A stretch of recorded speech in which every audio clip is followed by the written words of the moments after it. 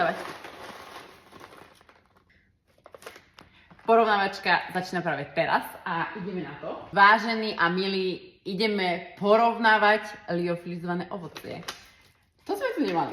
Naposledy sa tu strhla bitka, dobre že nie, ale ja som sa rozhodla to skúsiť spraviť ešte raz, lebo som našla nejaké v Prahe liofilizované ovocie, že vyskúšame to. A nemám tu ináč šajnu, že aké je, takže možno, že to bude totálny fail, ale tak skúsme. Toto niekto predá. Ako môže toto niekto predať? OK, ľudia, OK, berem. Sú to plátky, ale... What? Ja berem, sú to plátky. Ale ľudia, prosím vás. Áno.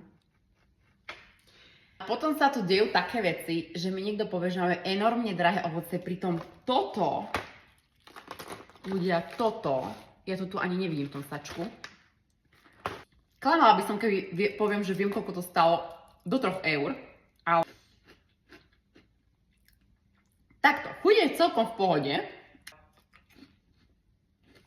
To sa nedá porovnať. Nedá. Ruším, nedá sa to porovnať.